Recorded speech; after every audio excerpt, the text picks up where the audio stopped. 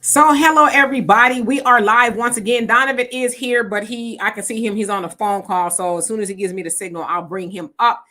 But nevertheless, of course, we were here earlier. Now, normally on Tuesday, Donovan and we do our podcast, but I went live because he was doing something else and then he joined us later. So again, we're here live less than 2 hours later. Now, I asked everybody what they want to talk about. And I've had some people reach out to me and say they want to talk about John Amos because John Amos, was a part of Black American culture, whether some people realize it or not. So we're going to spend about an hour, or maybe not the whole hour, but sometime talking about him, his body of work and his legacy, and actually what that meant to Black fathers in America and in the Black family in general, right? But nevertheless, I'd like to say the purpose of the Demetria Case Show is to promote Black love, knowledge, and understanding of all things that go on in the Black community to make us an even better people, with the emphasis on even, because we're great people, but we can always strive to do better. Also, like to say a big giant thank you, hello, and welcome to YouTube and Facebook. You are the other side of the conversation. And not only are you just viewers, but you are family. And sometimes we do share the link. If I do share the link and your profile looks like this, please show me your face. And then if you're not comfortable, you can go back to blanking out your screen. All I ask is that if I've never seen you on here before, please show me your face before I bring you up to the big screen. Just know that no one else can see you but me, not even Donovan. And then, of course, if you're not comfortable, as I said, you can go back to that. Nevertheless, let's see here. We also need to be respectful to each other in the comment section. It's not that we disagree, but it is how we disagree. And, of course, I ask the same for us on the panel here. So let me bring myself back on here. Who do they have on here? TEW, how you doing? Says, I'm saddened. He was definitely my TV dad. Never could fully embrace the Cosby Show. I've heard some people say that. I guess we can get into that as well. Says, Good Times was closer to my reality. Rest in power, giant. Yes, indeed. Anthony Johnson, how are you? I hope you're doing well. You say RIP. Troy, how are you? And Brother Reggie, how are you? I hope you are doing well over there in Japan. Tell the family we said hello. And Anthony said he was funny as hell in the movie Coming to America. So yes, indeed, I'm going to go over his legacy in just a minute. And then, of course, again, I want to ponder the question, was he really that influential to the lives of Black fathers and the Black family? And as also, did he impact yours? Now, I know some of y'all are probably a little too young for Good Times as it came out in the 70s. I was born in 71. I think it came out 72, 73. So, I was still a kid, but I remember seeing probably all of the reruns, as a lot of people have, right? I mean, they're everywhere. So, of course, the Evans family, if you will, in Good Times was an iconic family, but it wasn't just Good Times that John Amos was on. So I'll get into that in just a second. Lene, how are you doing? It says Rib John Amos. He also had a reoccurring role on Mary Tyler Moore's show for a little while. Yes, indeed. Hey, Jesse, you say Rip to John Amos. Arniba, what's going on with you? And Yvette, how are you doing today? Good evening from New York City. I hope you're doing well. I read you say you was born in 73. So yeah, we were babies, right? But we know all the lines, right? Bam, bam, bam. Everybody knows that. And then Jesse says, yep, my mom was born in 1971. Yes, so, a couple of years after we were born. Of course, our families watch that. Mina, how you doing?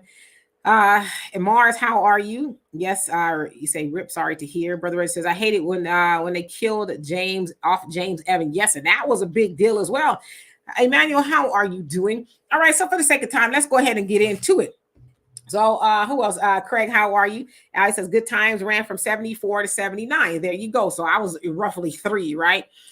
Anyway, so John Amos was an American actor best known for his roles in television and film. Particularly during the 70s and 80s, he became widely recognized for his portrayal of James Evans Sr., the strong, hardworking father on the hit sitcom Good Times from, as you said, Al, 74 to, it says 76. I guess that's when he was on there, right? Because y'all remember he got killed off. All right. So it also said, which focused on the lives of a Black family living in Chicago housing project, Cabrini Green, if I'm not mistaken. His character became iconic for representing a positive and authoritative Black father figure during an era when such representation were scarce on television. Now, it also says Amos also played notable roles in other television shows, including the Mary Tyler Moore Show.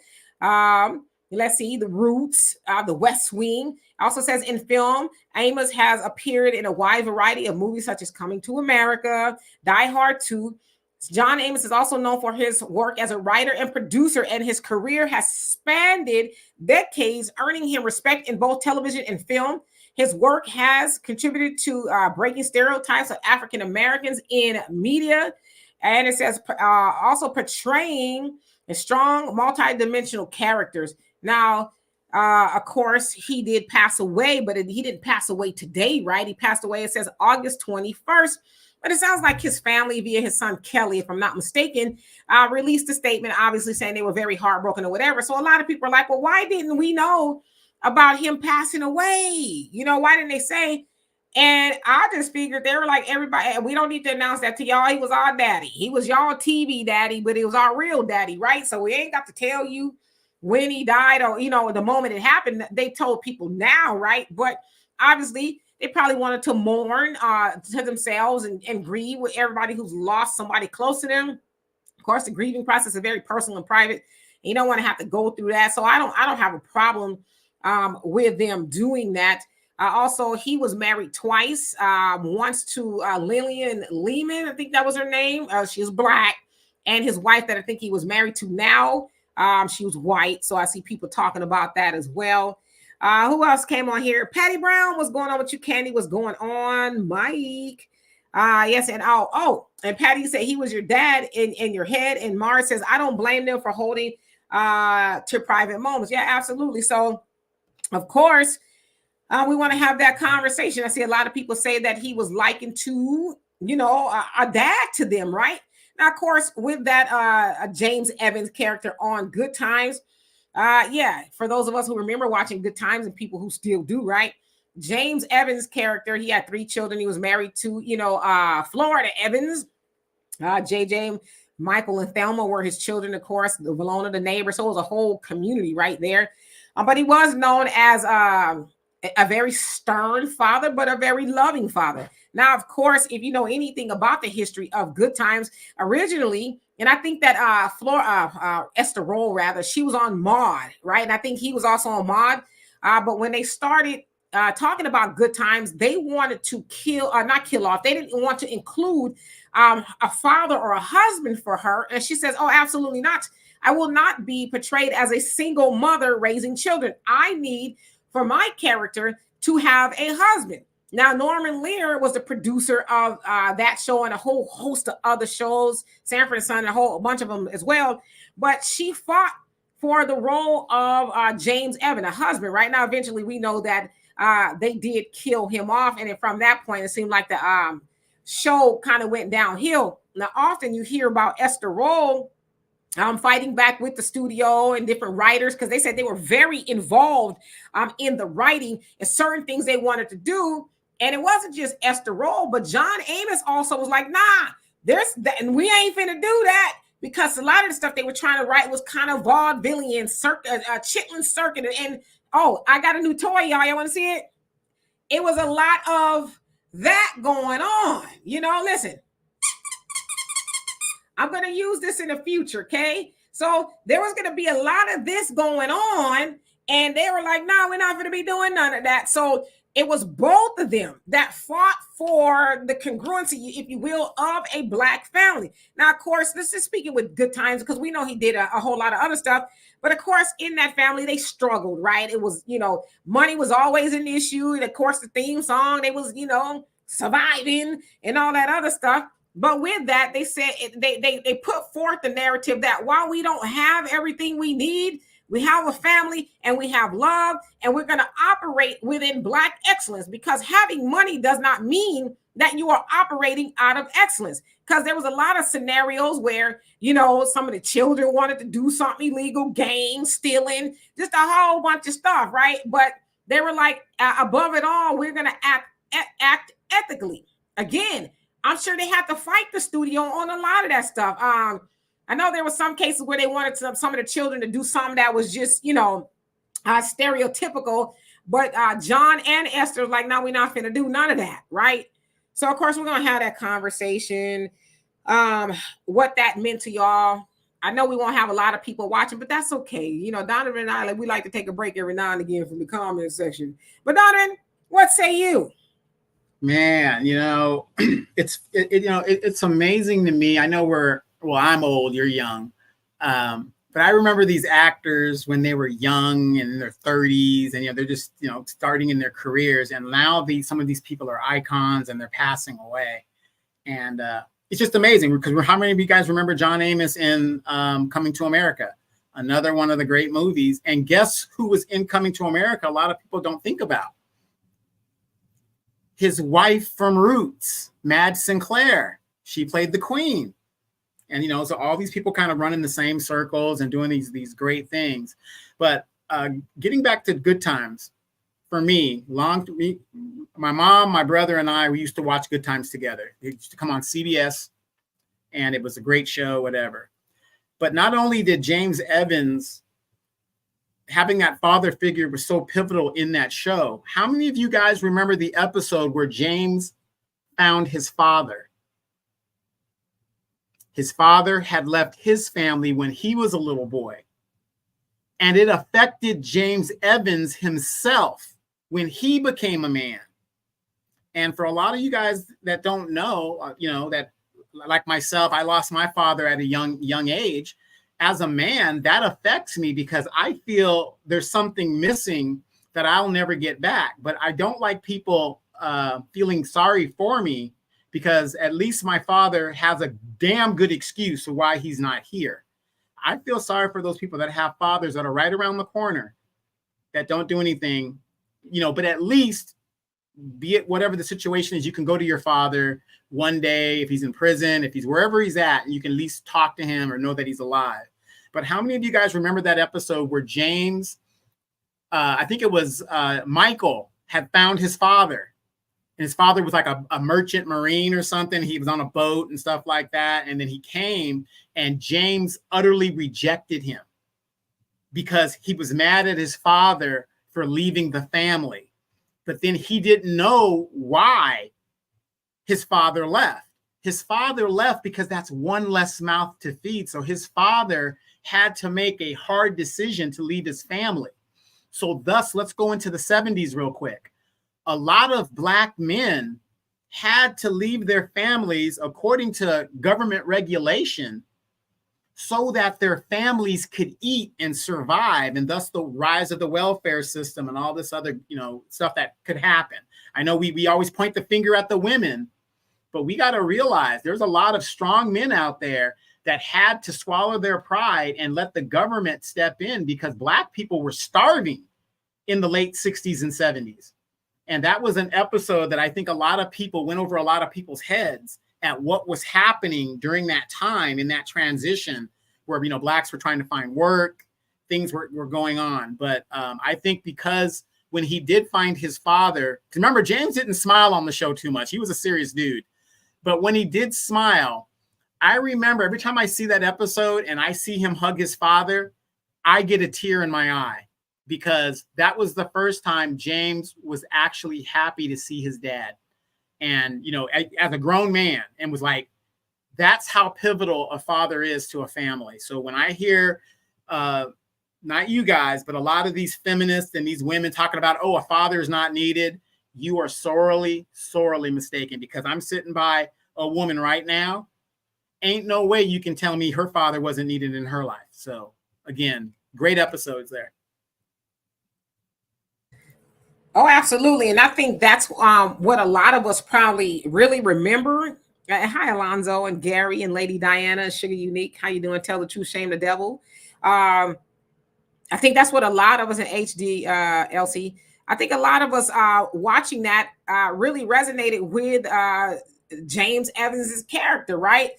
Now I've always had a dad in my life. In fact, I had two dads, so I don't know that part of a life, not having a father around. But I can understand how a lot of people will say, he was like my father, right? Because he was a disciplinarian, but he was loving. We also got to see an intact family unit. Now, bring in that of the Cosby Show, right? I hear a lot of people saying, somebody said it on here, that they couldn't really relate to the Cosby Show because the Cosby Show was a lot different than that of Good Times. Now, of course, Good Times, they were struggling to make ends meet. They have a very small apartment. JJ and Michael slept in the living room on a roll-out couch and things like that. I think Florida was a bus driver, and James did a whole bunch of stuff, right? In fact, he went looking for a better job. They were going to move, and they killed him off the show. So I think a lot of people felt like they understood that better. But then here comes the Cosby Show. I think it was like 82, 83, 84. I don't know. I could be wrong. But nevertheless, it came along. And then you see a family with a doctor for a father, the husband, and the lawyer was the mom and the wife, or whatever the case is. And you had these children who were well taken care of. They lived in this fabulous, I think it was Brooklyn house. It was nice, right? And so they never wanted for anything. And so it was introduced a different way of life for Black people here in America. Now, if you think about it, anything about television, we know tell lies to your vision, right? So with that of Norman Lear, who wrote a whole bunch of Black sitcoms, and a lot of these cases too, they have writers writing for Black people as if they understand Black life, right? So that's the images that were pumped into Black living rooms during that time. Images of struggle and whoa, I don't know how we's gonna make it, child. That kind of stuff. And so then you see the Cosby Show come in. It wasn't that we didn't experience that in Black America. We did, is that we didn't see that image. So once we got to see something else, then people who weren't living that life was like, wow, really? Now, of course, we know there was upwardly mobile Black people, but again, those weren't the images they wanted to show us because, for one, it goes in line. I don't care if it's Hollywood, wherever it is, the government, they never wanted Black people to believe that we are something, we could be something, that we are, are not all struggling. The idea was for everybody to be in struggle mode. And when you're in struggle mode, you are not unified. So when Bill Cosby, and a lot of people say they feel like, if you're a conspiracy theorist, or if you just look at it for what it is, they feel like that's why Bill Cosby ended up in trouble, because he changed the narrative of what Black people were seeing from television programming. And then, of course, with that, even before him, Bill Cosby put forth, I would say, woke television in a true sense. So a lot of people draw that juxtaposition, if you will, to the Good Times and the Cosby Show, because some people say I can't relate to the Cosby Show because that wasn't my reality. But then it also introduced a new reality to people who didn't really know that was possible. So that's, if that makes any sense. Let me see who else came on here real quick. Brother Samuel, how you doing? Hope you're doing well. Okay, I think I read all those comments. Okay, let's see real quick. Your average logical thinker, how you doing? I hope I didn't skip nobody. Alonzo, you says, I'm in Atlanta, sitting in a hotel 100 miles from home without usual comforts. We were directly hit in Augusta. Utter devastation without power for a projected 2 weeks. Rip John Amos. Yes, so that's another thing I really want to talk to just for a second. Yeah, there's a lot of people in North Carolina, South Carolina, Georgia, some parts of Florida who were really just devastated, wiped off the map, right? So my thoughts and prayer out to you guys. I know how that is, not to that degree. We were destabilized, if you will, here in Houston in July. So it's a horrible thing. But like you said, y'all won't get power for 2 weeks. And people do not really speak about the devastation that happened due to Hurricane Helene, I think it was. So yeah, my prayer goes out to you guys, and I hope you guys get up and running back to normalcy as much as possible. Hey, I just want to bring up this, some great classic episodes. What's his name? Hold on. I'm sorry. I hope I said that right. Lebosack says, my uncle Roscoe Lee Brown was in the Cosby Show. Your uncle Roscoe Lee Brown, he's a great actor, by the way. He was also in Good Times. Remember, he was James's army buddy. Remember? Yeah, that's what she said, or they said, right? I'm sorry if I know if it's a man or a woman, but that's what they said. Yeah, they were in Good Times as well. James, he was in James' army buddy, and in that episode, James was tempted to make money like a lot of these prosperity preachers. You're just going to do that. He wanted to use JJ as a disabled kid to get the people going and stuff. And James took a stand and said, "Ain't no way you're going to use my son like that." fathers are so damn pivotal in a family structure. You know, you might not agree with them, and we know no parent is perfect. Of course, you can't. But even Ice Cube said that. There was a lyric that he said he had beef with Pops, and he tried to challenge Dad. Don't quote me for the lyric, but basically in the lyric he was saying, I had beef with my Pops. I tried to, step up. Pops knocked me out. I got tossed. I lost. Pops is the boss. Dads are so pivotal, but there are so many great episodes.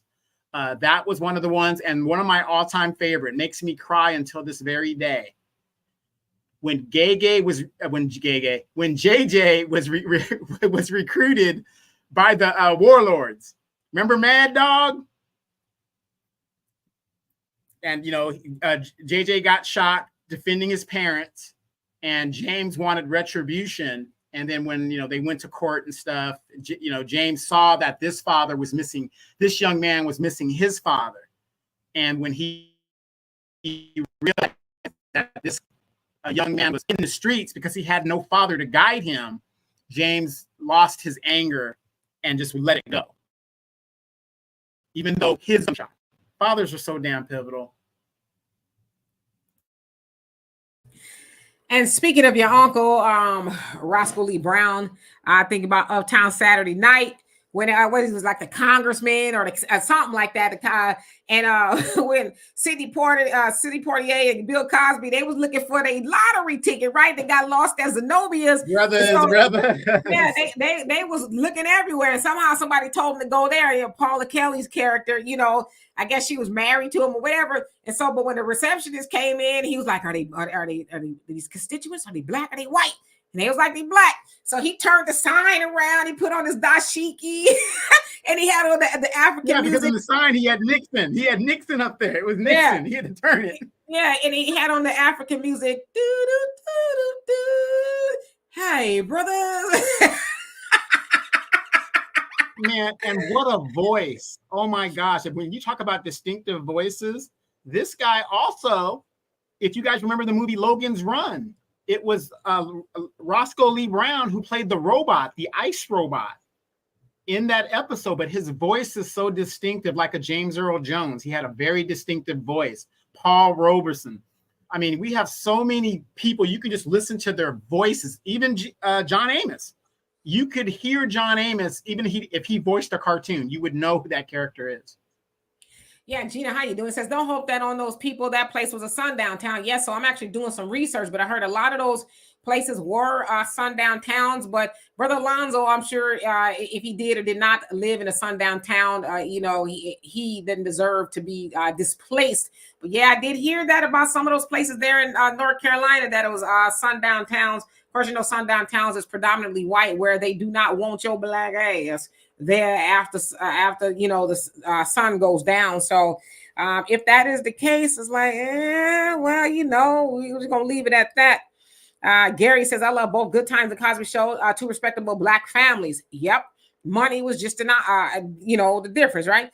Poppy says, they said that Storm jacked up a gang of those sundown towns. Yeah, that's what they say. Like I said, I'm looking into it. And hi, Tech, how you doing? Long time no see. He says, I used to love watching Good Times reruns with my older family members, along with what's happening in my late 30s. Never watched them in their prime. Yeah, and of course, like I said, I was a baby when Good Times came out. JJ says, Roscoe Lee Brown also played a funny role in Sanford and Son. Oh, yeah, well-seasoned actor has been all over, but that to me was the most memorable. It was so funny.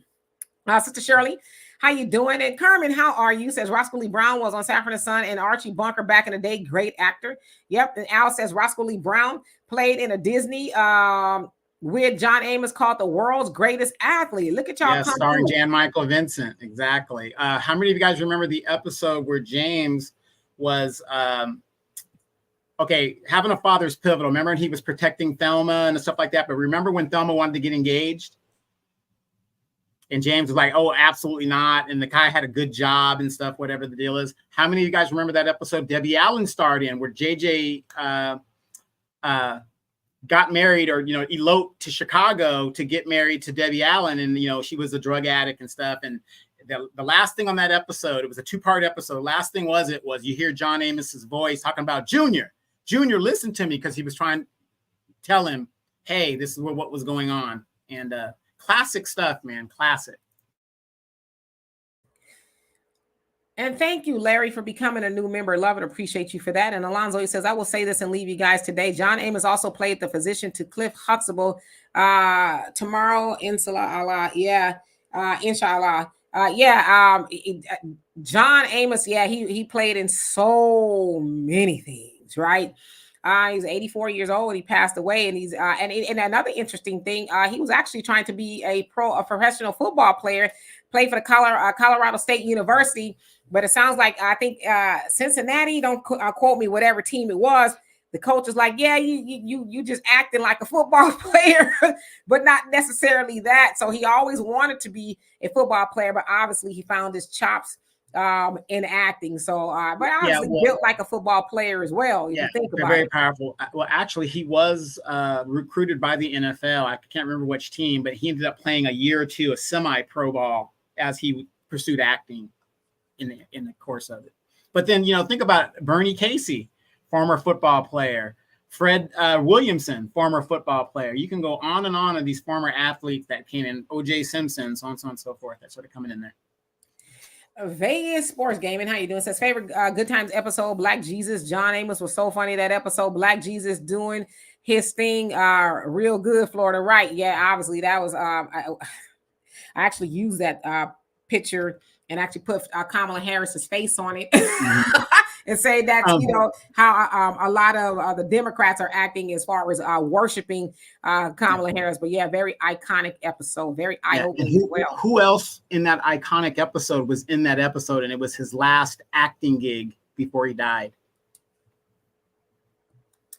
Stymie Bird of the Little Rascals. Okay. Yeah, Stymie Bird was the friend. Remember, he's the one, hey, James, we got the money, I came through for you. That was Stymie Bird, if people remember who he was.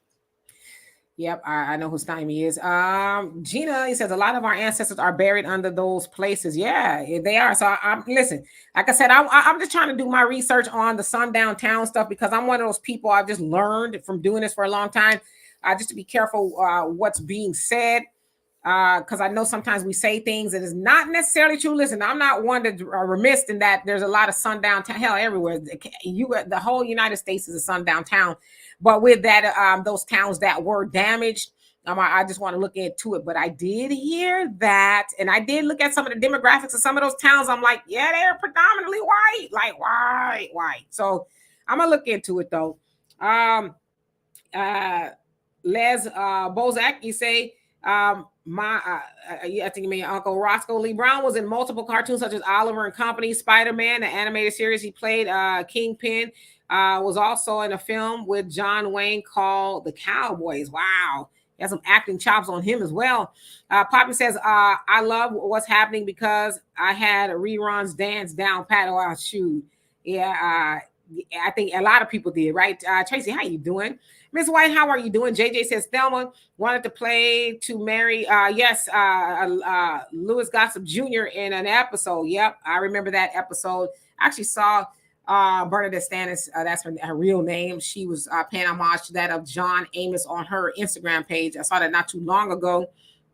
CJ. So he said that explains the nice body as far as John Amos. Yeah, he's an athlete, right? Samuel C, how you doing? He says it was the Kansas City Chiefs. There you go. I knew it was something. Kansas City Chiefs that he played for. Absolutely. All right, let me skip down a little bit. Melvin, how are you? You said Scatman Carruthers, King Kong, Kung Fu, Fu Fooey, Hong Kong Fooey. Yeah, something like that. He says Jazz Transformers and Harlem Globetrotters. Yep. Kermit says I like his routine when he was playing John Amos and Chicken George warned him about saying Allah. I don't really remember a whole lot of Roots because that's not the kind of upbringing that I had. With that of Roots, I had the one when my father, from a very young age, his wisdom book, if you will, and the other books that he has, cracked them open and showed us like real live images of what happened to people who had their backs whipped and lynchings. And I remember as being a kid seeing those things. So Roots wasn't something that was necessarily out of my belief system. When I say out of my belief system, is because Roots kind of sanitized the institution of slavery. Now I know for its time they couldn't really just do it to it. Obviously, it was a mini series, but yeah, I was taught the truth, if you will. If you know anything about Roots as well, Alex Haley was actually sued by a white man for plagiarism, and that white man won. Basically said that John Amos, Alex Haley stole the story from him. Interesting, isn't it? Anyway, Norris, how are you? He says John Amos was also a script writer, so talented. JJ says, I think Amos did an interview recently with Willie D. Really? Wow. Because I know that yes, Brother Samuel, he passed away August 21st, but they just announced it today. They said he had been sick for a while, if I'm not mistaken. Samuel CU says, my favorite Good Times episode is when he threatened to put hands on the bougie guy at the bank for not liking his art painting and not paying JJ. Yes, I remember that. Gary says, I like the episode about the cat lady. The family thought you're right. But was it dog food? She bought dog food to the Evans family for dinner. He says, the Lord is my German shepherd. You can love my meatloaf. It's got a lot of bite. Yeah. Craig, how you doing? Says, remember episode where James put that the belt, to the gang member who was acting up. He whooped his butt, didn't he? And Anton, how you doing? Hope you're doing well. Melvin says, Scatman Carruthers lady sings the blues. Shiny. Yeah, I remember him in The Shining. Scatman Carruthers. That was kind of, that movie was scary. Yeah, remember the episode where James would always come across Sweet Daddy Williams? Yeah. Yeah, Carmi says, Dimitri, I got one close to you in Houston, Viter.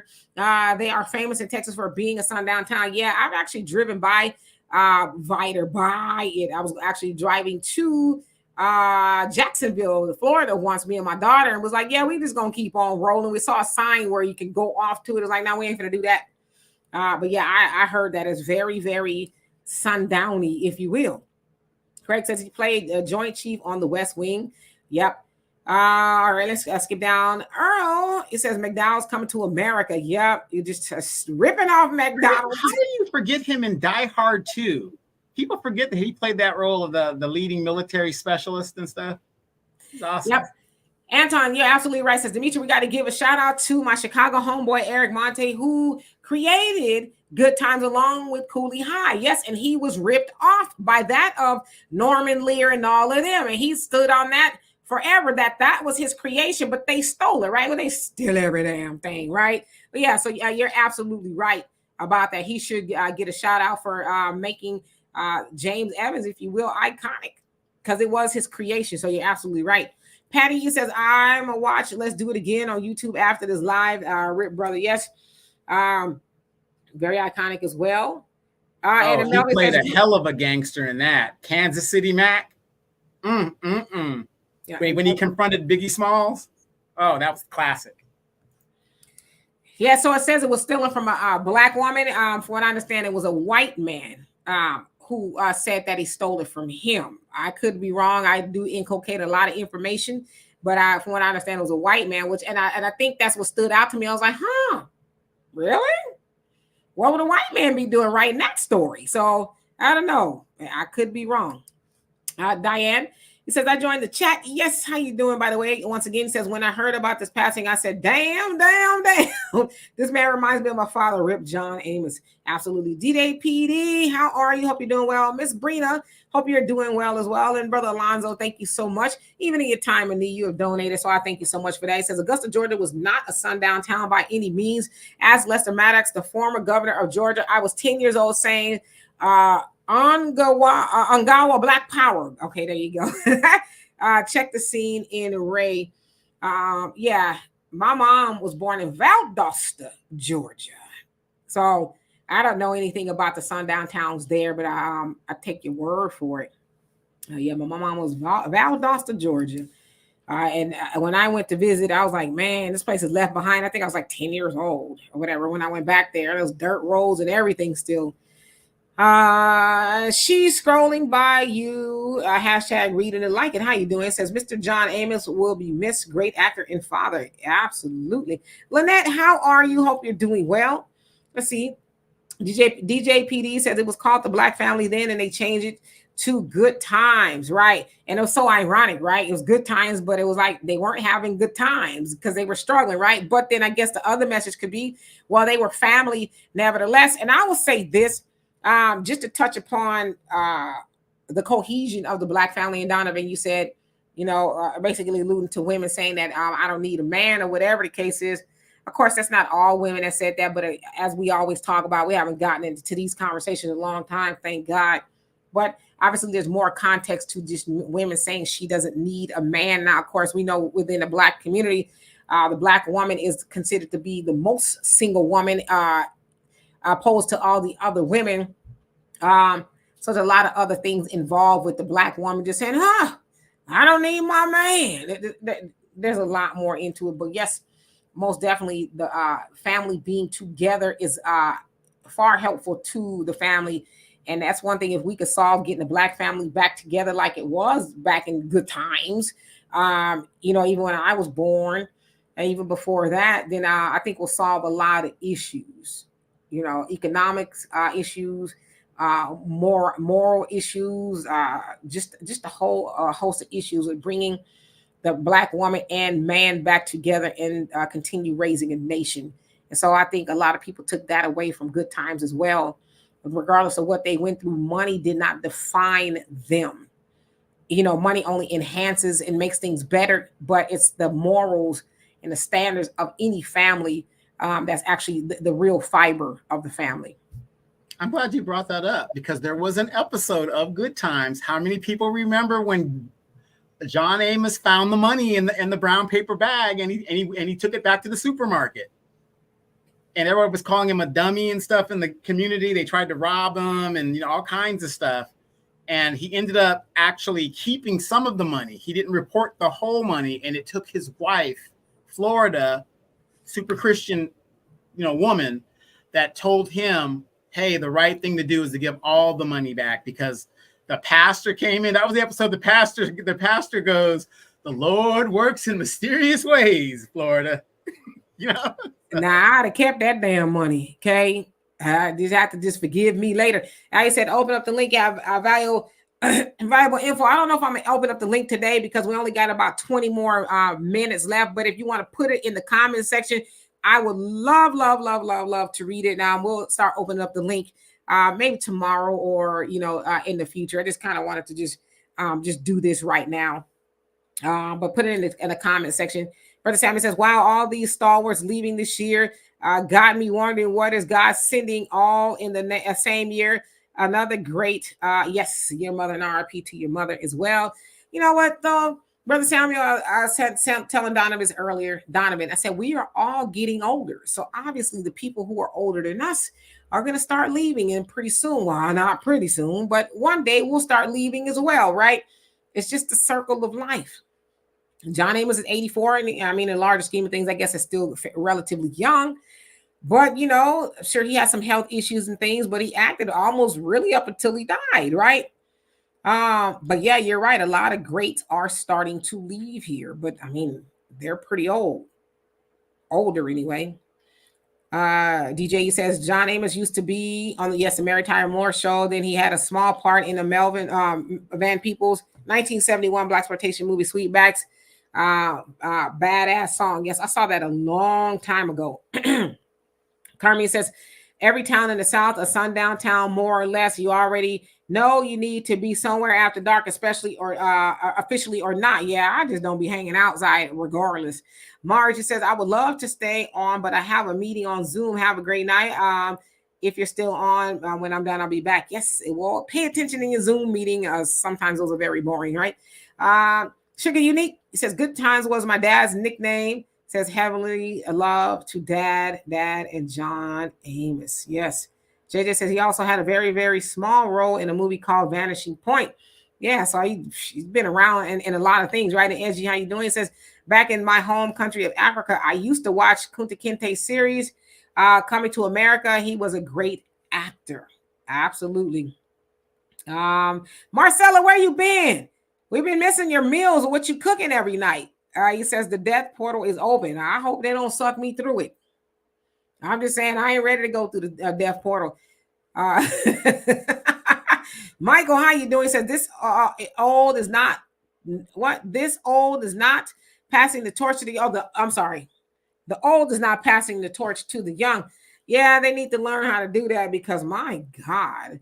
GP says a little late, but can't stay long. I'm going to finish all my editing for my lineup of uploads for next week in advance tonight. What's up? Yeah, Well, and GP, we read your last thing from the last show. If you're not, well, what was it? What was the problem last week? Yeah, you said something about somebody was deleting your comments or something. Oh, no. It was because you were putting up your link. I'm not deleting that. I encourage you guys to put the link up to your channel so people can follow. And by the way, if you have a channel you want somebody to follow, say, hey, follow me, right? So everybody in the chat will know, hey, follow me, because the more followers you have, or I guess it's really about views at this point, then the more money you get, right? We all want to eat. And Al, okay, says ABC a few years ago were doing some terrible remakes, and John played Alderman Davis. Even then, he was sick and his voice was dim. So you talking about the live shows that they were doing? Wasn't no, I don't know if Kevin Hart was in it, but it was a bunch of people. They were doing the live action thing, which is kind of all right. But yeah, he was older then, you know. Yeah, and if you watch that episode though, Al, do you remember he kind of forgot his lines, and he froze because live theater is tough to do. I've done theater and stuff. It ain't like TV where you can redo it. You gotta keep going, and he had froze, and everybody was kind of waiting for him to do his line, and they kind of kept prepping him, and he couldn't remember his line, and they kind of stepped over it. But yeah, he was a pretty older guy even then. So yeah, I've done some acting, believe it or not. I took some theater in college, junior college, as a matter of fact. And like a lot of people, oh, this class gonna be easy. All I got to say is to be or not to be. I got to see in that damn class. But you know what? I took that same class, and I was known as the broke Denzel Washington. Okay. Really? I got an A. I got an A in the class though. No, I got to see in that class. But you know, my teacher, you know, I think he was he was talking about walking one day, like different actors and different styles of walking. So he had different people get up there and walk. So he says, okay, let's see how you walk. And I walk. He says, oh, that's a really nice walk. And I never forgot that. I was like, okay. And so I've always paid attention to how I walk. Always, since I was like 20 something. I was like, okay, well, let me go and pay attention to my walk. Of course, it was some haters in the class, because what they did is they had everybody analyze everybody's walk. And of course, it was the sisters. What's wrong with y'all? Oh, she kind of stiff. And everybody's like, no, she not. The teacher's like, nah, what are you talking about? I'm like, yeah, what y'all talking about, haters? Anyway, Al says he was nominated for an Emmy in Roots, but didn't win. He made more on Roots than he did on Good Times, which is why he was written off the show. Contract disputes. Yes, I did hear that as well. Of course, you know, they was not trying to pay them actors nothing. Even as iconic as the show is now, you know, and I think they weren't even getting residuals or nothing like that from what I understand. So yeah, back in those days, there wasn't residuals. Residuals didn't really start until like the 80s or something like that. Right. Okay, so let's see here. Let's see. Did I read that one? Okay, yeah, I just read that one. Duh. Patty says, yeah, I remember. Wait. I'm sorry to cut you off. Oh. I remember John Amos also played on Martin. He was Tommy's dad. Remember that episode? He was Tommy's dad. Tommy didn't got no job, and John Amos was in the military. Yeah. Right. Patty says, I have a gang of VHS and DVDs I refuse to get rid of. I had a bunch, but I lost them in a house fire, believe it or not. GP says, I was guessing it was one of the mods that kept deleting my comments when I mentioned my channel, but I'm not sure who it was. Yeah, if y'all, I hope the mods aren't doing that, but if people want to put their channel in, I don't hate. I know there's a lot of people, don't be putting that in the chat. Why not? You think you're the only person on this worldwide web of YouTube that people can watch? We want to watch everybody's stuff as much as we can. I admittedly, I don't have a lot of time to watch a lot of YouTube videos, but when I happen to pop on and I see people on, I'll stop in and say hello or whatever the case is. But yeah, if you got a channel you want somebody to watch, just say follow me back, right? Just to let everybody know to follow you back. And to think about this, even if you only make $1 on that episode, whatever, $1, what, 10,000 people? That's $10,000, right? Community money right there. Black wealth. I hear you, but not quite. Not quite to that degree. You know what I'm saying. Yeah. You know, with the money YouTube make you hustle. Okay. That's why I like to see a lot of times people pumping out content. It's because you almost have to. And like me, I'm like, I don't want to work that hard. You know, I probably should. It's just a little bit laziness on my behalf. I'm like, what the hell am I going to talk about every day? But I could entertain it if I did like a little. I'm actually wanting to do a little morning show. A live morning show real quick, come on here. But then I mean I got to do my hair, my makeup every day. Y'all mind if I come on here in my bonnet? I'm just kidding. I don't even have a bonnet. And a job. The one thing I do not want is a job. Yeah, I mean, it's cool every once in a while. But yeah, these YouTubers be hustling. You hear about Mr. Beast, who I think has one of the largest YouTube followings ever. Mr. Beast, he's everywhere, right? He does all these challenges. He's, just a great YouTuber. However, he and Amazon are now being sued because they started like a game show or something where they was having people do some really crazy stuff. So now the contestants are suing them. So it's like sometimes when you do too much, it's like there's never enough of more. I think Mr. Beast, Dan, how much does Mr. Beast make a year? I don't know. I would say probably 100 million a year with the YouTube and all of his other ventures. But sometimes you venture off into things you ain't supposed to be doing and get in trouble. So, DJ says normally fired John because he was too outspoken. Yeah. And then eventually Esther Roll left. Al says John played on Fresh Prince as Lisa's dad, who didn't like Will, though he thought he was too immature for his daughter. He would have been right? MC Fan, how you doing? Since I just checked, and Amos passed away August 21st. Yeah, so they just made the announcement today, which is their right to do it. Some people are like, why? Because it's their business, right? CJ says, I forgot it was on Martin. Brother Reddy says, just don't be putting your own right. No OFs, okay? What you do on your OF channel is your business. Just don't do it here. Listen, I'm not hating if that's how you do to make your money. Hey, what they say in the Players Club? Make the money, don't let it make you. That's the best advice I can give to you, okay? Marcelo says tonight for dinner. Okay, here we go. For dinner, you will be making a special BLT. Yesterday, the mailman came and he says, and I was cooking fish. He said it smelled good. I know it's right. You probably be having the aromas just coming from the house. So that sounds good. Sans the bacon. All right, so let's see here. I'm gonna skip down a little bit. Okay, so Poppy put in a link to something, and Sugar Unique says Donovan is correct, and Al says I believe the network resented moving on from him because they reference him a lot in the episodes until it was canceled. Yeah, so it's like, why you kill him off? It's crazy. I mean, it wasn't like he was even Bookman, like right. Killing off Bookman would have been devastating, but you kill off the daddy.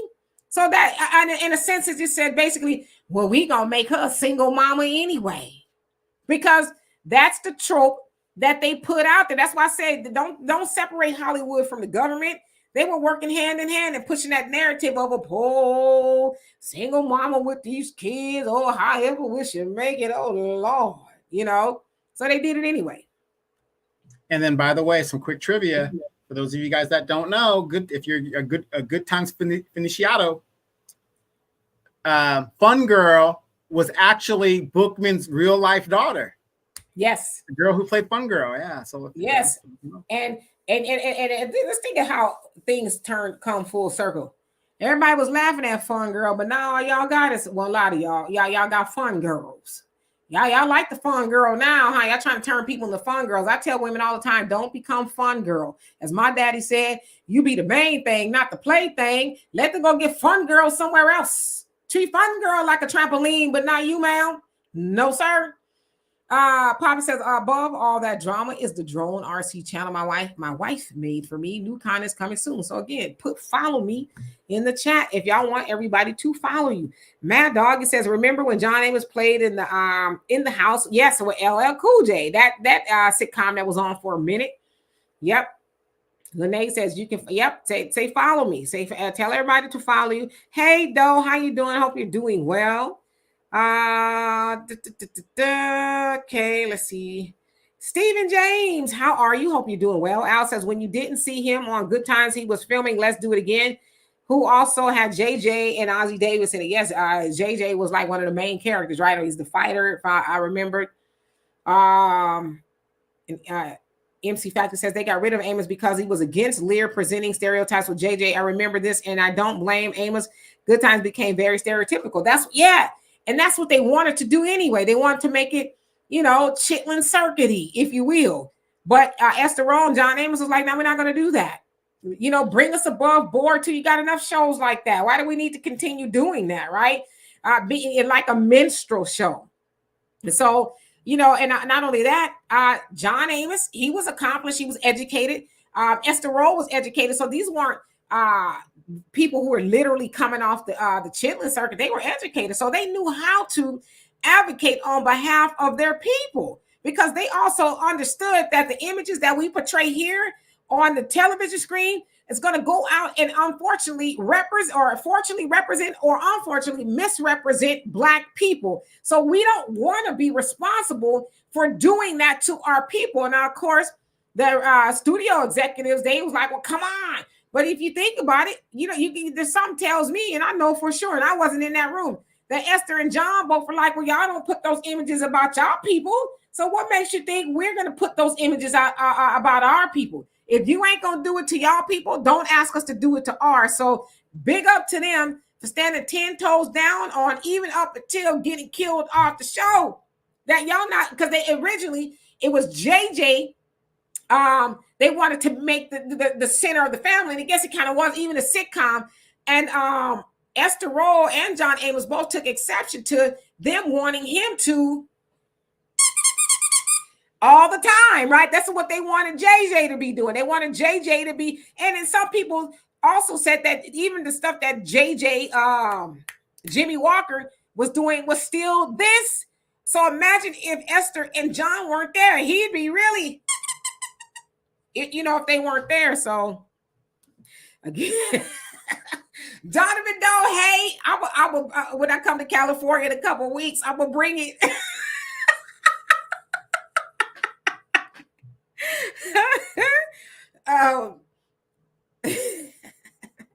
DJ says Esther Roll, Janet Dubois, and by the way, Janae rather, she was Cab Calloway's daughter. A lot of people did not know that. Whatever reason they kept it under wraps, I think is because her mama was a side piece.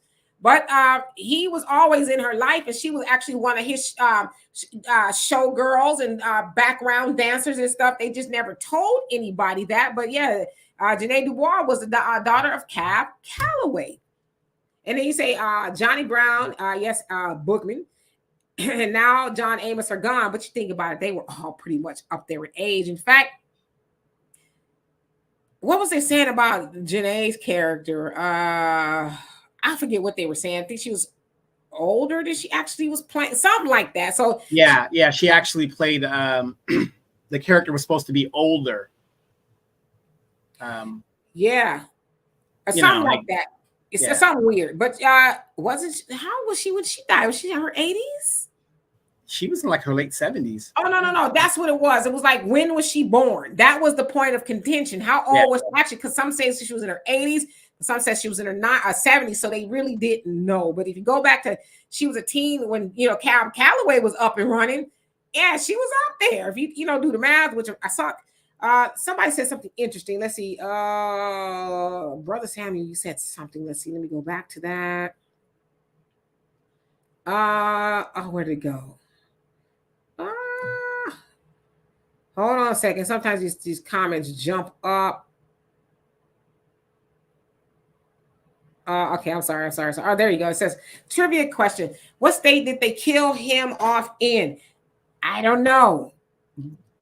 It's either Mississippi or Alabama. I can't remember. I was thinking Alabama, but I would think Alabama. That would be my biggest guess. Alabama. Yeah, and Brina says, I remember reading an article years ago that they fired him for making remarks about JJ's character in the interview. Yeah, they didn't like it. DJ says Sharon Brown, Johnny Brown's daughter. Okay. Al says, Donovan, why did they let Florida get married to Carl, move to Phoenix, but didn't bring him back? Well, then they just write her off the show. Well, yeah, they wrote her off the show, and that was her excuse to be written off the show. But the reason why they didn't bring Carl back, because you remember he had cancer. Yeah. And so he's going to a drier climate or something like that. And then he, you're going to assume that he died while he was in Arizona. And so she's a 2-time widow. Right. Nora, she says, Dimitri and Donovan, if you were on mainstream media, you would be the hottest show on television before them folks came for you. You know what? We wouldn't last a week. We wouldn't last a week before they shut us down. You know what our sitcom or our television show would be called? Black Beauty and the Bald Beast. Go ahead, Donovan. Write a script.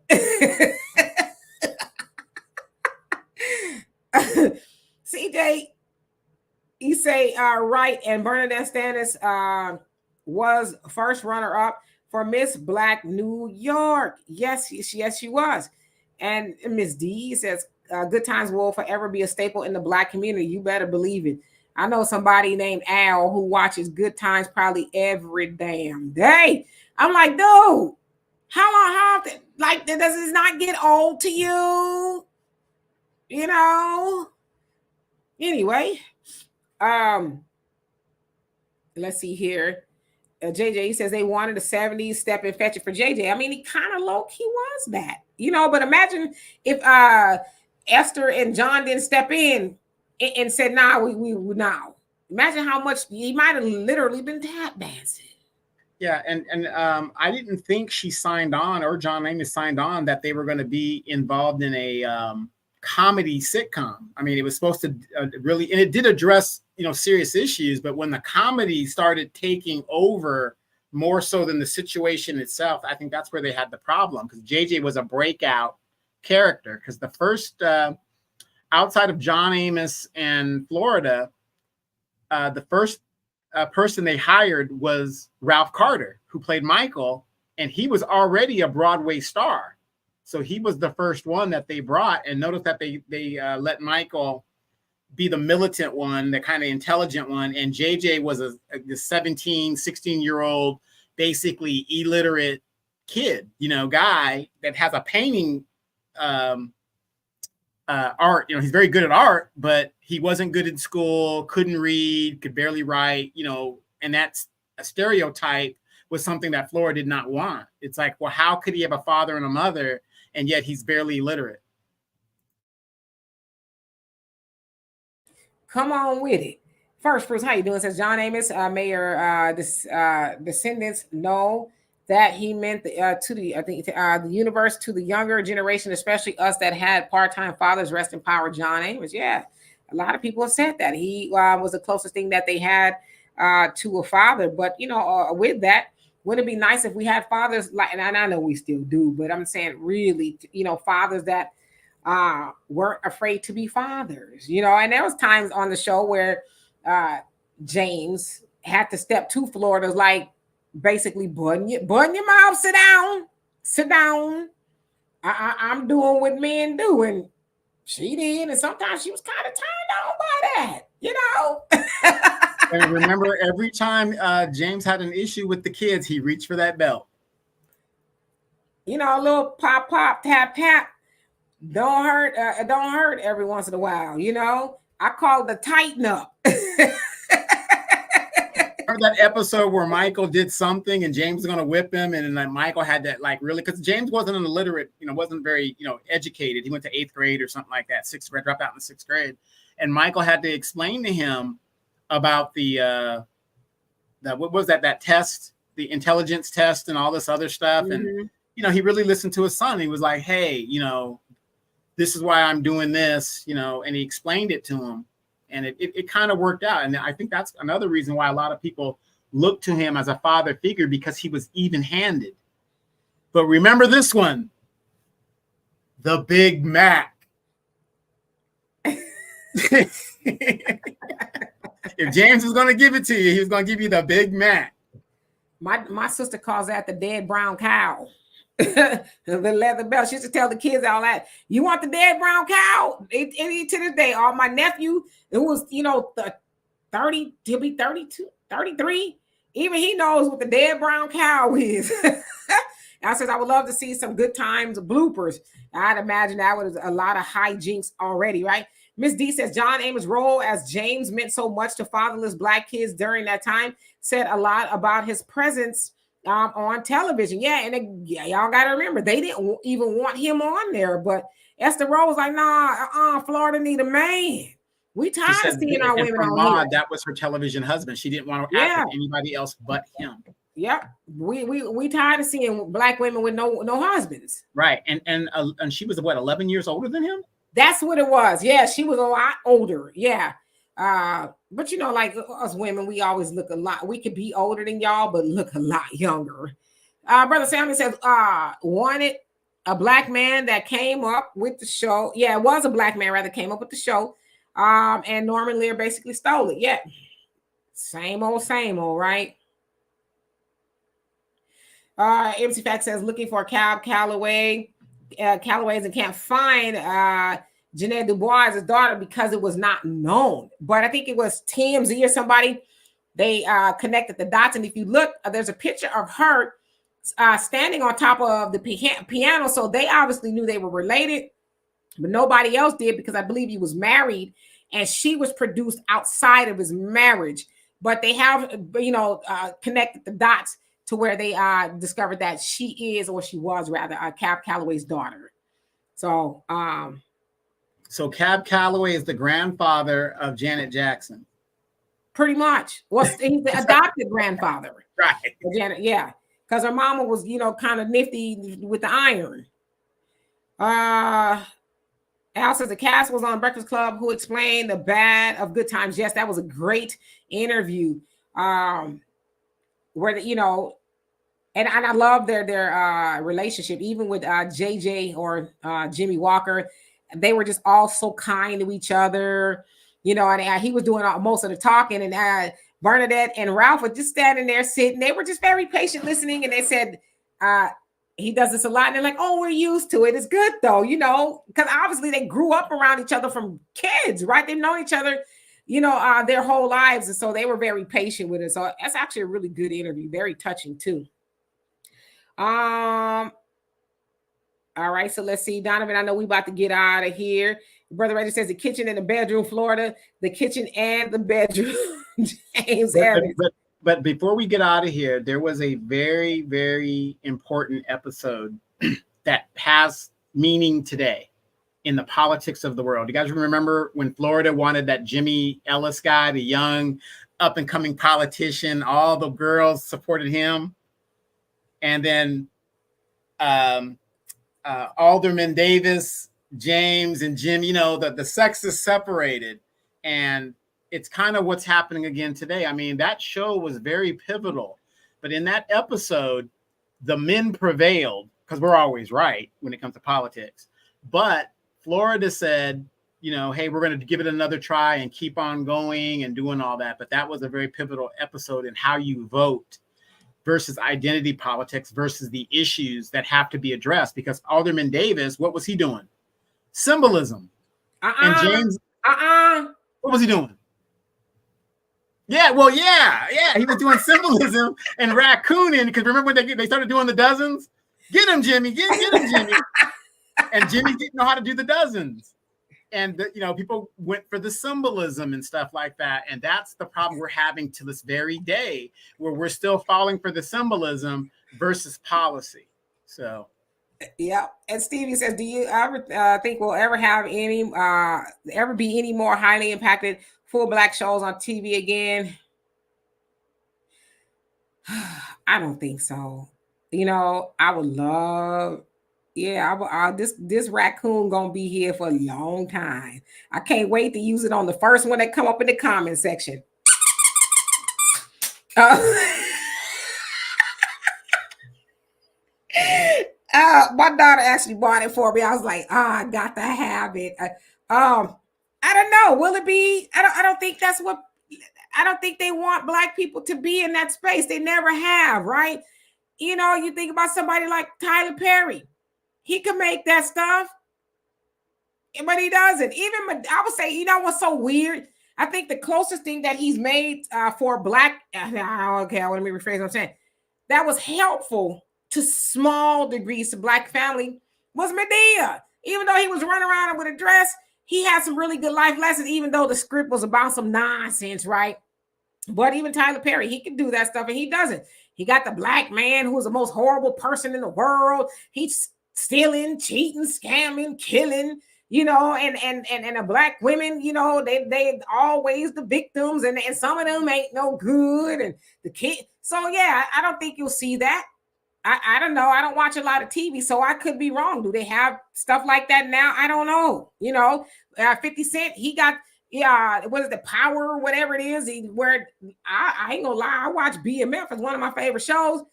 And it talks about a black family, but the sons was dope dealers. It's like a true story, right? So I don't know if we'll ever see that again, but you can see it in real life in your own family. Yeah, and it's going to be kind of hard in today's effort because we are so watered down and we're so mixed up, more so than what it was in the 70s and the 60s. Now, interracial dating and marriages is so common now that we don't want to offend anybody, or it's just amazing. And I say this to all my friends that are Asian. I see this all the time in my Asian friends. They will go to all the white stuff, which is great. You want to do that to support your husband or your spouse. But then when it comes to the children learning about their Asian heritage, the kids almost know nothing about that. And it gets watered down and it gets lost in the sauce. It's very, very sad. Yeah. High Tech, he says, you never mentioned the abuse episode with Penny. I think Donovan just did not too long ago.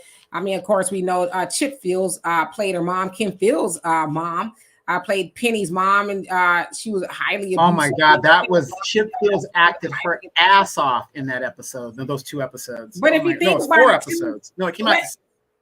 It was a few, but if you think about it, with that, it was like, gosh, so traumatizing. An iron, like, well, we all traumatized by the damn iron. Every time I iron my clothes, which is rare, every time I iron my clothes, I think about Penny. And we've all been burnt by an iron. I tell y'all a horrible story. My daughter, when she was 1 year old, or maybe a little younger, because she was learning to walk, she was with her dad. We weren't together. And her dad ironed, right? So when she went over there, he realized he left the iron on. Now, he had the iron on for a day or so because he lives by himself, and she went over there, whatever. My daughter came behind him and pulled the iron down. After he unplugged it, she saw him do it, I guess, pulled the iron down, burnt the side of her face, landed on her hand, right? And she was in shock, obviously. So my daughter's father, he didn't have a car at the time, but the hospital was like a block or so away from his apartment. He ran all the way down to the hospital, holding her, kicked the doors in. Now, I'm at work, kicked the doors in and said, my daughter's been burned. So they call me and I'm, running to the hospital, and I get there. Yeah, she's burned pretty bad. And luckily she's so young that she outgrew it. I don't even think you can see it anymore. She outgrew it in her hand and arm, and she's burnt really bad. And so we're waiting, like they had taken care of her and stuff, waiting. And as soon as it crossed my mind, CPS came in the door. And I was like, well, what are y'all doing here? They were under the impression that my daughter's father did that to her. And so he laughed like, what? I didn't do that to my daughter, blah, blah, blah. The only reason why they didn't take my daughter that day is because we didn't live together. We weren't together. And they said, but had you been there and that happened to her, we would have taken her from you. And I was like, oh, y'all would have been taking a corpse. And it wouldn't have been mine or hers. Y'all wouldn't have been taking my damn daughter. But so the iron story is traumatizing for a lot of people. No, that was a horrible story, but I just thought about that. Anyway. But Chip Fields, to me, that was I've seen her in a lot of different things. But again, CJ said that one of the most underrated actresses to me of her era, just underrated. That woman played that role. It was so believable. What do you know about me? Who are you people? I mean, she was just,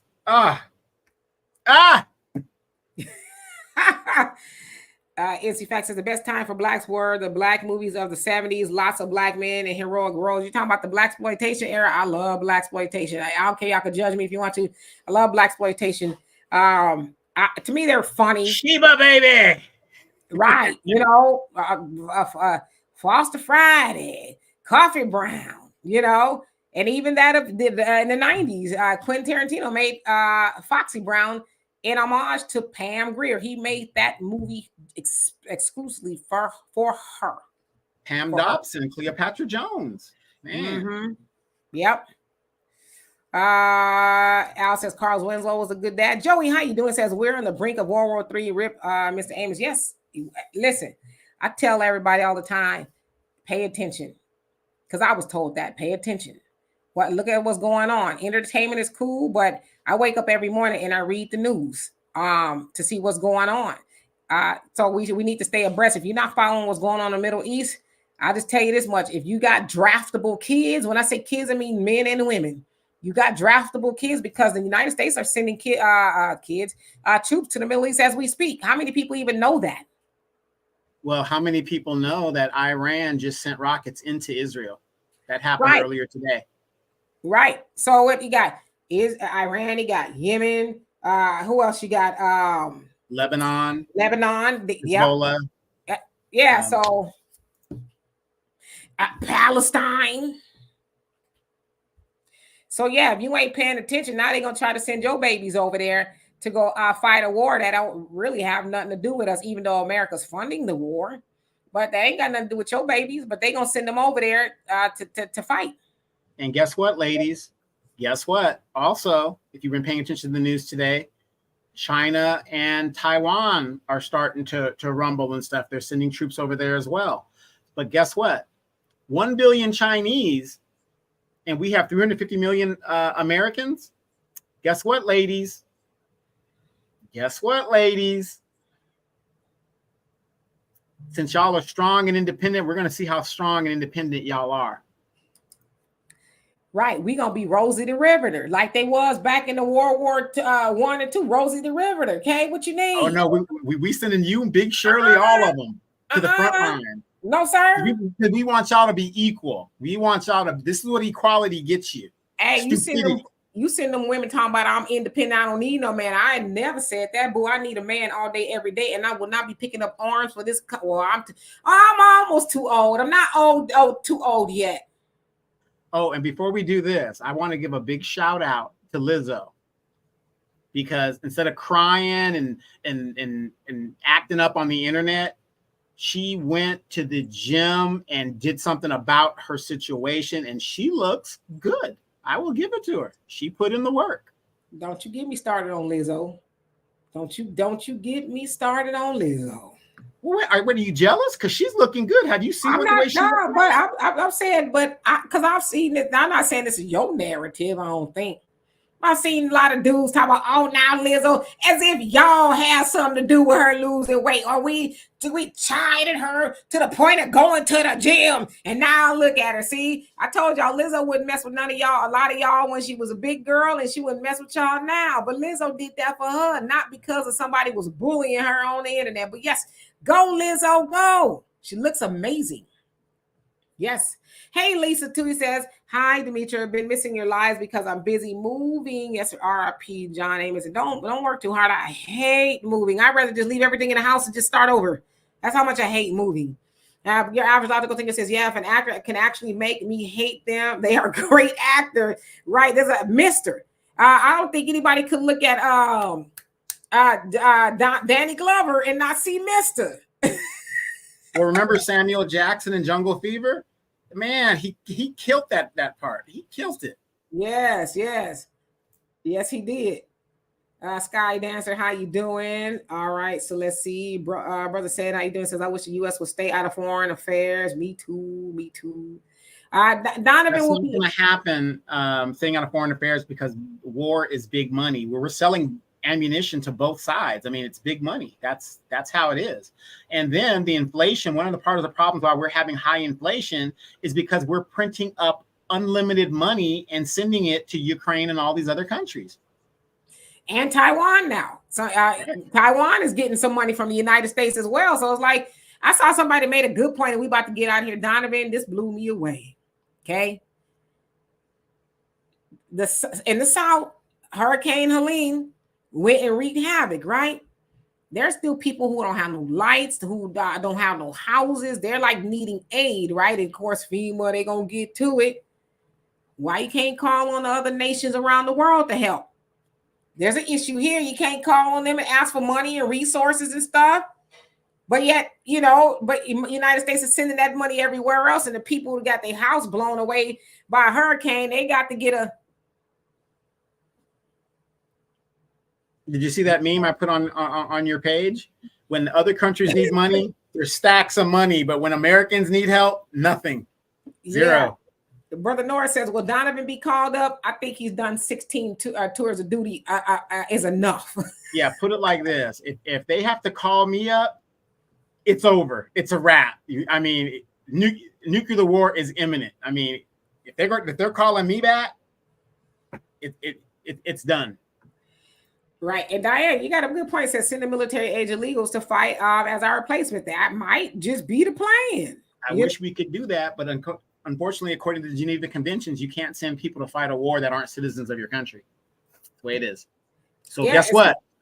Not only are you guys continually to fund them while your kids go fight to defend their freedom. So it's going to be. CJ says they always preach body positivity, then lose weight. Monique 2.0, good for her though. Health is always a priority. Yeah, and I think too with body positivity and looking at other people. I know a lot of people are upset that Lizzo's losing weight, but it's like Lizzo's always said, don't follow as I'm doing. Body positivity should be if you're 120 pounds, 320 pounds. It's really a personal choice, but. And I'm not saying this about you, CJ, but I feel sad that people looked at Lizzo as the beacon of I can be a big girl. They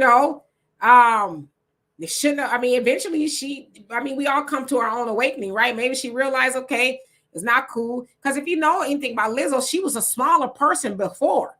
She, in the last, I would say, I don't know, few years or so, gained all of that weight. So she was actually smaller than she is now. But we should never look to somebody else to tell us how we should feel and who we should be. And again, I'm not saying you're saying that, but yeah, I see a lot of people are mad at her because she's losing weight, which I think is weird. Tracy says Monique and Precious couldn't watch her or anything else for years. Yeah, that movie actually made me want to throw up. Mad Dog says Wesley Snipes, Nino Brown. Yeah, that was a horrible one too. In Suburbia, how you doing? Samuel L. Jackson is Gator. He said he's gonna bust a old lady in the head if right. Mama didn't give him the buddy, but you don't want me to bust old lady in the head, do you? Raven, how you doing? Says I wish our people would stay out of these folks' wars. We have to fight here daily. But yeah, listen, if they enacted the draft, you ain't gonna have a choice. You can be a conscious objector like my father was, Muhammad Ali. He was, and he paid his career suffered greatly because of it. But now they've defined what a conscientious objector is. So you're really going to have to come with the facts. So while you're waiting to figure that out, you're sitting in jail or whatever you're doing. Yeah. You have to be, and you just can't wake up one day and say, I'm a conscientious objector. You have to show that you've always been in that. It's like being Amish, basically.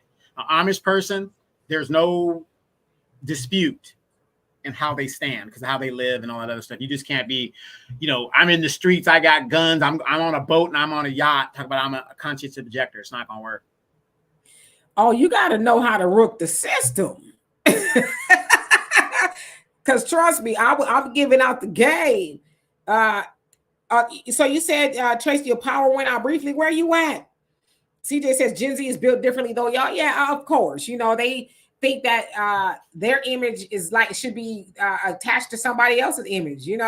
That's why you got a lot of these women, and I know we about to get out of here. Lord knows I ain't trying to go down that road. Lord, so I got a lot of women doing BBLs and stuff because she went and bought a big booty. I'm gonna get a big booty too. You got a big booty. I got a big booty. We all gonna have a big booty too. And if you see some of these booties on some of these women and dudes too, it's like, why would you pay for that? Oh, you did it because homegirl did it and you thought her booty was real and it come to find out it ain't real, you know? So people have to learn to love what they have and work with that, you know? You can do squats or whatever, but having a big giant booty ain't all that is cracked up to be. And I'm not saying that I have one, okay? But it ain't all that is cracked up to be, you know? There's more to life than having a big ass. Sure. It could be a ball of collar. Yes, it could do all of that. But as I always say, what's behind the booty? Fellas, that's for you. What's behind that big old booty? Usually it's nothing but silicone or whatever they put in booties nowadays. You know what I mean? She's just a big giant butt.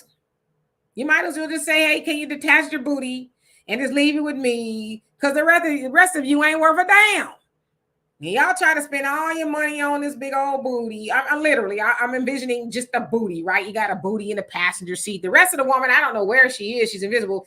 It's a booty in the passenger seat. You're taking a booty out to dinner, a booty to the bed, and then you're like, oh, I'm tired of your booty. And then you go looking for a woman who ain't got no booty because a lot of times that woman with no booty got a little bit more up here, right? She got bigger brains than she does booty. I'm just trying to help you out.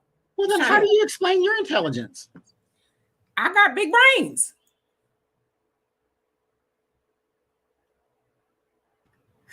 With that wagon that you're dragging, there ain't no brains that big. Let me tell y'all something, okay? It's all right. It ain't nothing like we be like, damn. Okay? I got to do squats because I don't want a serendipity, you know? But that's why I said people who got a little bit of booty, why would you want some more? I like, when you have a big giant butt, it looks weird in some clothes. You can't wear everything. It just don't look right. You want to look streamlined, as the older women used to say. Now I know, Glodadine and them, some of them had some church lady booties and stuff, but a lot of them, they had an all right butt. When I was coming up, the goal was to have a nice butt, right? If you had a big butt, then more power. But the goal was to have a nice butt. A firm, nice butt that was, why are we talking about booties? Well, anyway, a nice butt that was up there, right? It was like a horse, right? It was because you think about it, back in the day, white women, when they wore those corsets and the little things with the fake, who you think they were trying to look like? They was running around trying to look like sisters with the, the big old behind or whatever the case is. So I'm just saying, love what God gave you. And ladies, I know there's a lot of men out there telling me, I want a woman with a big butt. Tell them to go buy a blow-up doll. Tell him to go to the swap meet and get some butt pads, and he can go to bed with that at night. But do not ruin your body for these men. That's talking about I want a big booty. Yeah, but see, your average logical thinker hit it right on the head. She says women are in competition with each other. Nothing new. You guys aren't doing that for us. You're doing it because you guys are in competition with each other. I mean, that's men will tell you, we don't like weave, we don't like this. We like natural. We like natural. Listen, Raven, see, now you're lying. He says you can't have an ironing board back there either. See, so what? Yeah, that's why I don't date Asian women. There's some Asian women that got a little booty, and there's a lot. Yeah, nowadays, but in general, no, they don't. No, they don't. There's a lot of sisters that got no booties, and Thunder says big booties are nice, but if she can cook and has a great personality and a good heart, I'm all in. You know what I'm saying? Can that booty make you up something to eat? Can it manage money? What can the booty do? We know what the booty can do, but what can the booty do for you? You know what I mean? That's what you should ask. Great booty, what can you do for me? Because literally people are purchasing asses every day. I was at the DR once, and on the way home, I saw a whole bunch of women in wheelchairs. They was in pain, but they just got a brand new ass that they was going to go back to the States and finesse with. They was finna finesse with the new ass. I'm just saying, I don't know what I'm talking about. I don't even go out the house much. I'm just rambling, really. Brother Samuel says, in the past, I read a study that women with big booties had healthy hearts. That might be the case. I have an athlete's heartbeat. Believe it or not, every time I go to the doctor, they're like, damn, is she alive? I'm like, oh, yeah, I got a naturally lower heartbeat. Whatever. My resting heart rate is like 45 on average. So Tracy says, I've never been in competition with any woman enough. Donovan, you have a big issue with including all. Well, see, I just answered her too. No, that's not true. We are smart enough on this channel to know that when somebody says everybody or all, that doesn't actually mean everybody and all. The majority of people, yes, but not everybody has a big booty, not everybody has a small booty, whatever. We're all intelligent to know who we're talking to. There's an old saying, if it doesn't apply, you let it on by, right? It doesn't apply to you, it doesn't apply to you. But you're getting the gist of what we're saying. If there is a phenomena within the Black community of these women risking their lives to have big booties. That's just a fact. And a lot of women are in competition with each other because, again, you might not agree with me, but again, most men, we will tell you straight out, we want natural. I have yet ever, to me, a BBL, if you're asking me, is for the low caliber dude. That's the guys that are in the street that like that go to the clubs and stuff like that. The guys that have the real money that are doing that. I have never seen even an entertainer walk the red carpet with a BBL. I've never seen that. I've never seen it. Well, I have. Yeah, or something like that. I'm talking about a Black woman. A Black woman. But you know, a BBL is a Brazilian butt lift. So the premise of that was to just give you a nice, cute butt. But I don't know how I jumped off the rails with all this stuff we're seeing now. I mean, I'm like, I'll be everywhere you can think of. I'm like, and you asked them for that? And they put that on your back? You look like, as Walter says, a bug's life. Ants, right? You know, yeah, a bumblebee body. No, but you know, but again, you know, she brings up a good point, and I'm sorry if I'm coming off that way, but no, we're too intelligent on this channel to think we're not an everybody channel. You know, we know what we're talking about. Dr. E. Gracie says, I'll admit the way you say booty sounds soothing every time you say it. I can feel my blood pressure and anxiety decrease. Thank you. You know what? Y'all want me to do some ASMR on my channel? Booty. She has an ample booty. Fellas, always ask, what's behind the booty? Y'all like that? I think I can do that. Eddie, we about to get out of here for real. He says, and what time is the debate? The vice presidents are supposed to be debating tonight. Most people don't give a damn. Anyway, Eddie, he says, I just got into the chat room. Good times was just too ghetto when John Amos' character got a high paying, and somebody saying Alaska, some people saying Mississippi. Norman Lear had the father removed or killed off, and John Amos was really fired. Right. You know what I mean? I totally agree with you. Nora says, we want natural everything. I mean, I listen, and I want y'all to have that, okay? I want that for y'all.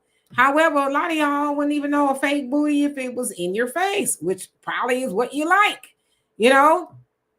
I was the thing that said you have 1 million subs if you do that. You think booty. Yeah. Booty. Yeah. And you know, everywhere. And you know, and I just want you guys to think, these young people that are getting these BBLs, gravity is undefeated.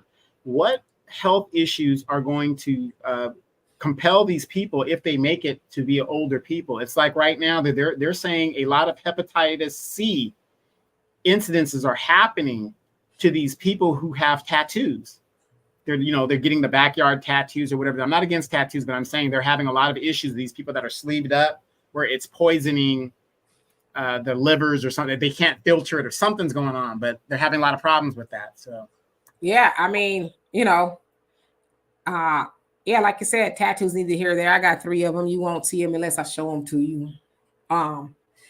But yeah, Tracy says these weaves back in the day were for style. Today is once again, our men are chasing after straight hair. And once again, those don't look like us. Yeah. I don't even know what they wearing nowadays. As I said, the best way I could describe it is somebody else said that it wasn't my original idea, but I like the concept. It looks like some of these women are just, before they leave in the house, just throwing a wig up in the air and just letting it land on their head and just going out the house. I'm like, ma'am, whatever reason you got to wear the wig, I'm not mad at you. But did you have to wear it like that? I can see it's a wig. You might as well have a tag on it, you know? That, like, whose part goes down here? The hairline, it looked like Planet of the Apes. Whose hairline goes all the way down there? I don't know. I am not lying. I was watching a thing on YouTube, and the girl, she was a very attractive young girl. She was 19. They were interviewing her, and she had a big old split in the middle of her hair that was orange, and she was a black girl. And I'm like, that doesn't even look like your scalp. They've given up. They've given up trying to fool us. They've given up. Y'all, listen, they know y'all don't care. Y'all know some good ass under that wig. So they don't care. Terry, how you doing? Says things I don't like, fake hips and fake lips. What about and fake fingertips? You know, I heard that too. Yeah, you know, I don't know. Like I said, I don't bash nobody. Do you? Do you? I'm just saying, if the sisterhood is, see, that's why I don't believe the sisterhood is real. Because if it was real, these women wouldn't be coming outside looking like that. Nobody's saying anything to them. And listen, that they wig business ain't my business. If you want to come out there looking like that, I feel like that's a firm decision. You know what you put on your head. You know what I'm saying? What do you say to that person, ma'am? Your wig is crooked, ma'am. Ain't no damn well no hairline goes all the way down to your nose. What? I'm not trying to get beat up in the streets. CJ says the ones with the baby hairs. Yeah. Listen, I'm gonna be quiet because I know somebody gonna. What I don't understand, and I know we got to get out of here, but I just want to know the forehead eyelashes.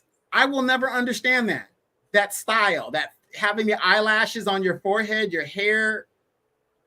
What do you call that? Hair lashes or whatever. The baby hair. Whatever it looks like. It looks like eyelashes on the forehead. Oh, you mean the false lashes? The falsies? Well, you talking about the baby hair? Baby hair. It looks totally ridiculous. I'm like, oh my God. Oh my God. One day I'm gonna come on here with it's gonna be it's gonna just be all the way across my forehead. Let me stop. Listen, because I'll get an email. Yeah, that way he was talking about people baby hairs. It's not actually your baby hair, ma'am. It's the beauty supply.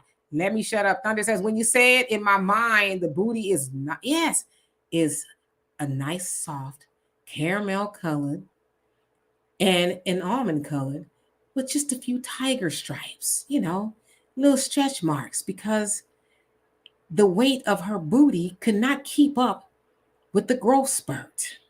I think I might do it. I ain't going to do it under my name, though. I'm going to do it under a different name.